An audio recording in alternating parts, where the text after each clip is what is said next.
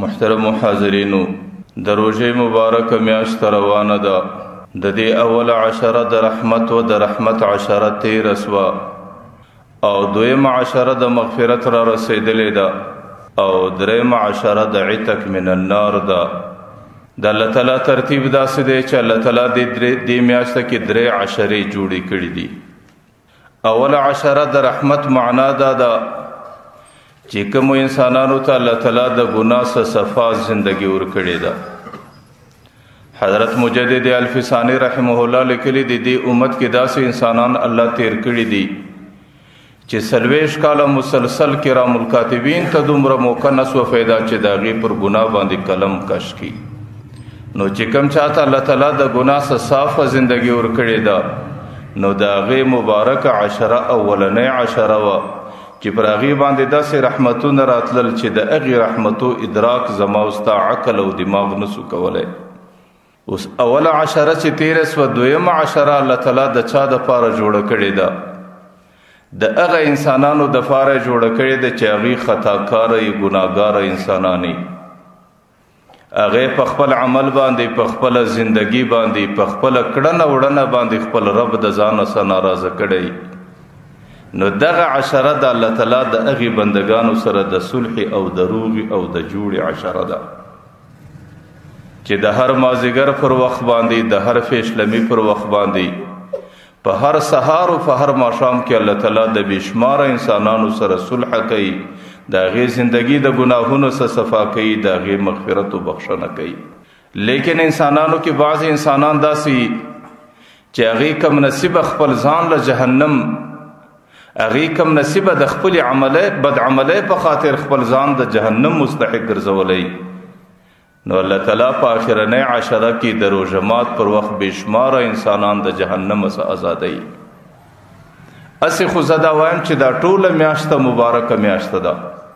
حضرت ابو سعید الخدري رضی الله عنه د پیغمبر علیه الصلاة والسلام یو حدیث را نقل کوي چې کله د دې میاشتې اولنۍ شپه را ورسیږي نو الله تعالی د اسمانو ټولې دروازې خلاصې کړي.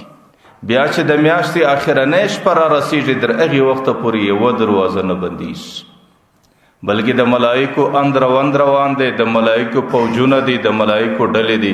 څوک د اسمانه ځمکې ته راشوه کیږي او څوک د دې ځمکې څخه اسمان ته پورته کیږي. په اسمانو کې یو نوراني محفل او ماحول رواني چې څومره جنتونه الله تعالی پیدا کړي دي، د جنتو ټولې دروازې خلاصي، جنتونه ټوله ښایسته کیږي، جنتونه ټوله خوشبویه کیږي.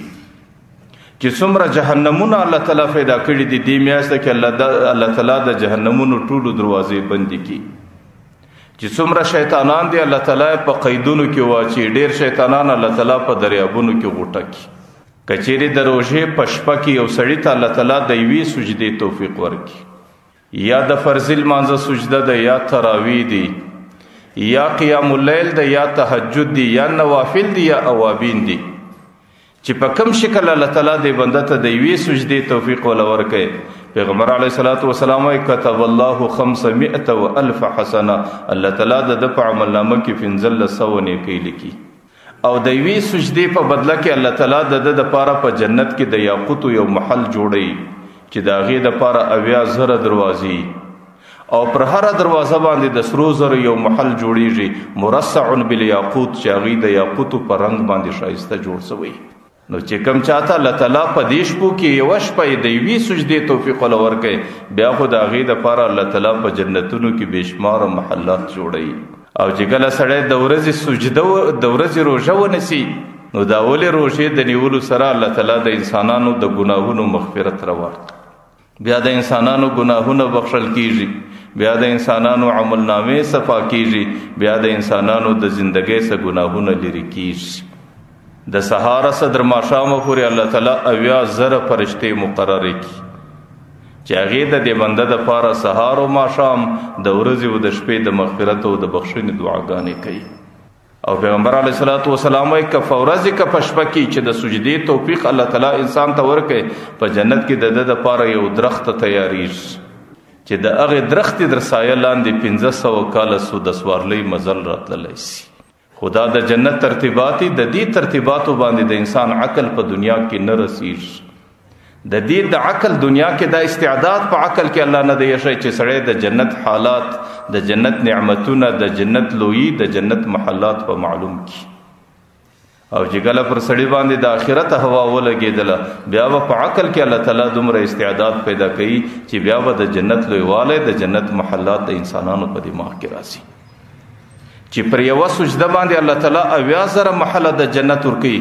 لیکن روایاتو کې راځي چې دا ټوله به الله تعالی بندگانو ته ورکي، بیا به هم جنت خالی ولاړي، بیا به الله تعالی نور مخلوق پیدا کی، جنت به په هغې باندې ډکوي.